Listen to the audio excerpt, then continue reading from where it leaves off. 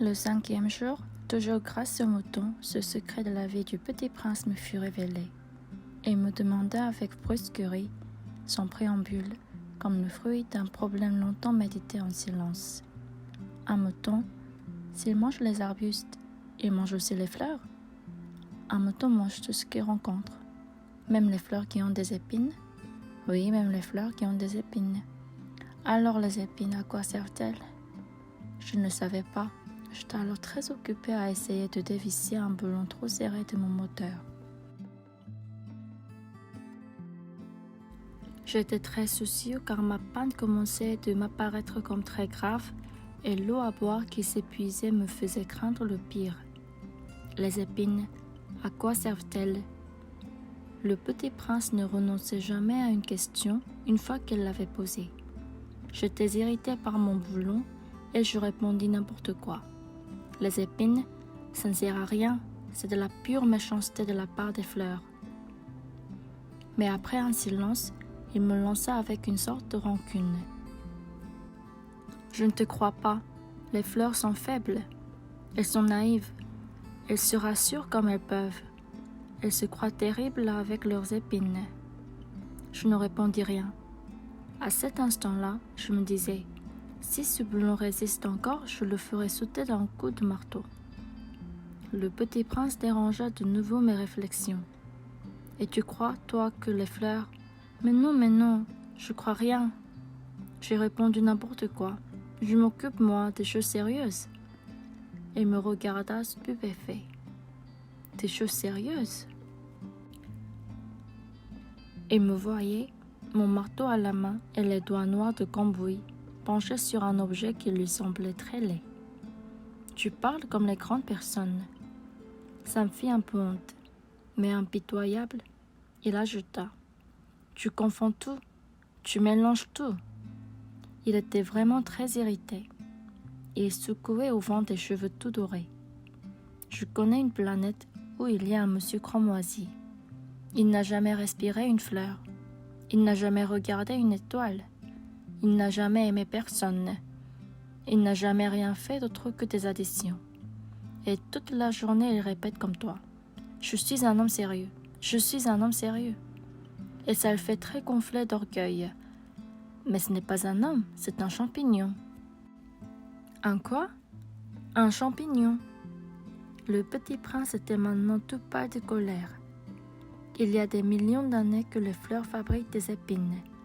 Il y a des millions d'années que les moutons mangent quand même les fleurs.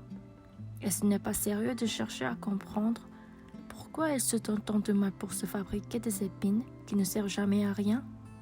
Ce n'est pas important la guerre des moutons et des fleurs. Ce n'est pas plus sérieux et plus important que les additions d'un gros monsieur rouge. Et si je connais moi une fleur unique au monde qui n'existe nulle part sauf dans ma planète, et qu'un petit mouton peut anéantir d'un seul coup, comme ça, un matin, sans se rendre compte de ce qu'il fait, ce n'est pas important ça. Il rougit, puis reprit. Si quelqu'un aime une fleur qui n'existe qu'un exemplaire dans les millions et les millions d'étoiles, ça suffit pour qu'il soit heureux quand il les regarde. Il se dit, ma fleur est là quelque part. Mais si le mouton mange la fleur, c'est pour lui comme si, brusquement, toutes les étoiles s'éteignaient. Et ce n'est pas important ça. Il ne peut rien dire de plus. Il éclata brusquement en sanglots. La nuit était tombée. J'avais lâché mes outils. Je me moquais bien de mon marteau, de mon boulon, de la soif et de la mort. Il y avait, sur une étoile, une planète, la mienne, la terre, un petit prince à consoler. Je le pris dans les bras. Je le berçai. Je lui disais, la fleur que tu aimes n'est pas en danger. Je lui dessinerai une muselière à ton mouton. Je te dessinerai une armure pour ta fleur, Je ne savais pas trop quoi dire. Je me sentais très maladroit. Je ne savais comment l'atteindre ou le rejoindre. C'est tellement mystérieux, le pays des larmes. J'appris bien vite à mieux connaître cette fleur. Il y avait toujours eu, sur la planète du Petit Prince, des fleurs très simples, ornées d'un seul rang de pétales, et qui ne tenaient point de place, et qui ne dérangeaient personne. Elles apparaissaient un matin dans l'herbe, et puis elles s'éteignaient le soir. Mais celle-là avait germé un jour d'une graine apportée d'on ne sait où, et le petit prince avait surveillé de très près cette brindille qui ne ressemblait pas aux autres brindilles. Ça pouvait être un nouveau genre de baobab, mais l'arbuste savait de croître et commença de préparer une fleur. Le petit prince, qui assistait à l'installation d'un bouton énorme, sentait bien qu'il en sortirait une apparition miraculeuse, mais la fleur n'en finissait pas de se préparer à être belle, à l'abri de sa chambre verte. Elle choisissait avec soin ses couleurs. Elle s'habillait lentement, elle ajustait un à un ses pétales. Elle ne voulait pas sortir toute fripée comme les coquelicots. Elle ne voulait apparaître que dans le plein rayonnement de sa beauté. Et oui, elle était très coquette. Sa toilette mystérieuse avait donc duré des jours et des jours. Et puis voici qu'un matin, justement à l'heure du lever du soleil, elle s'était montrée. Et elle, qui avait travaillé avec tant de précision, dit en bâillant: « Ah, je me réveille à peine. Je vous demande pardon. Je suis encore toute décoiffée. » Le petit prince, alors, ne peut contenir son admiration. « Que vous êtes belle, n'est-ce pas ?» répondit doucement la fleur. « Je suis née en même temps que le soleil. » Le petit prince devina bien qu'elle n'était pas trop modeste, mais elle était si émouvante. « C'est l'heure, je crois, du petit déjeuner. Avait-elle bientôt ajouté: « Auriez-vous la bonté de penser à moi ?» Et le petit prince, tout confus ayant été chercher un arrosoir d'eau fraîche, avait servi la fleur. Ainsi elle avait été bien vite tourmentée par sa vanité un peu ombrageuse. Un jour, par exemple, parlant de ses 4 épines, elle avait dit au petit prince: « Ils peuvent venir les tigres avec leurs griffes. » « Il n'y a pas de tigres sur ma planète, » avait objecté le petit prince. « Et puis les tigres ne mangent pas l'herbe. »« Je ne suis pas une herbe, » avait doucement répondu la fleur. « Oh, pardonnez-moi. Je ne crains rien des tigres, mais j'ai horreur des courants d'air. Vous n'auriez pas un paravent ? » Horreur des courants d'air, ce n'est pas de chance pour une plante, avait remarqué le petit prince. Cette fleur est bien compliquée. Le soir, vous me mettrez sous globe. Il fait très froid chez vous. C'est mal installé. Là d'où je viens. Mais c'était interrompu. Elle était venue sous forme de graine.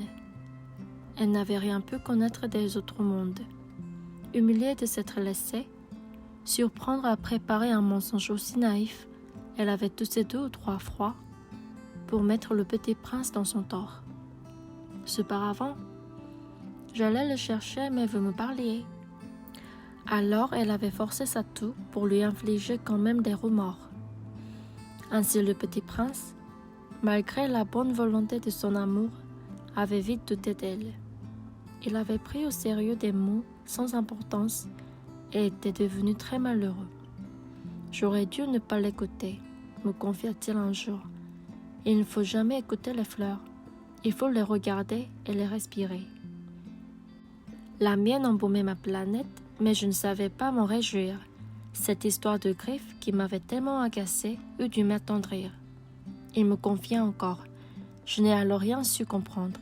J'aurais dû la juger sur les actes et non sur les mots. Elle m'embaumait et elle m'éclairait. Je n'aurais jamais dû m'enfuir. J'aurais dû deviner sa tendresse derrière ses pauvres ruses. Les fleurs sont si contradictoires, mais j'étais trop jeune pour savoir l'aimer. Je crois qu'il profita pour son évasion d'une migration d'oiseaux sauvages. Au matin du départ, il mit sa planète bien en ordre. Il ramena soigneusement ses volcans en activité. Il possédait 2 volcans en activité, et c'était bien commode pour faire chauffer le petit déjeuner du matin. Il possédait aussi un volcan éteint, mais comme il disait, on ne sait jamais. Il ramena donc également le volcan éteint. S'ils sont bien ramenés, les volcans brûlent doucement et régulièrement sans éruption. Les éruptions volcaniques sont comme des feux de cheminée. Évidemment, sur notre Terre, nous sommes beaucoup trop petits pour ramener nos volcans. C'est pourquoi ils nous causent des tas d'ennuis. Le petit prince arracha aussi, avec un peu de mélancolie, les dernières pousses de baobab.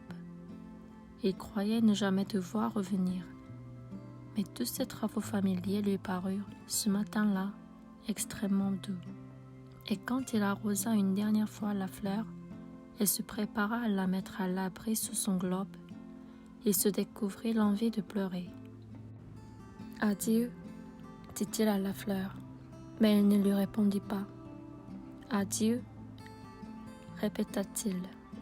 La fleur toussa, mais ce n'était pas à cause de son rhume. « J'ai été sotte, » lui dit-elle enfin. « Je te demande pardon. Tâche d'être heureux. » Il fut surpris par l'absence de reproche. Il restait là tout déconcerté, le globe en l'air. Il ne comprenait pas cette douceur calme. « Mais oui, je t'aime, » lui dit la fleur. « Tu n'en as rien su par ma faute. Cela n'a aucune importance, mais tu as été aussi sot que moi. Tâche d'être heureux. Laisse ce globe tranquille, je n'en veux plus. Mais le vent, je ne suis pas si enrhumée que ça. L'air frais de la nuit me fera du bien. Je suis une fleur. Mais les bêtes, il faut bien que je supporte 2 ou 3 chenilles si je veux connaître les papillons. Il paraît que c'est tellement beau. Sinon, qui me rendra visite? Tu seras loin, toi. Quant aux grosses bêtes, je crains rien. J'ai mes griffes. » Et elle montrait naïvement ses 4 épines. Puis elle ajouta: « Ne traîne pas comme ça, c'est agaçant. Tu as décidé de partir. Va-t'en. » Car elle ne voulait pas qu'il la vît pleurer. C'était une fleur tellement orgueilleuse.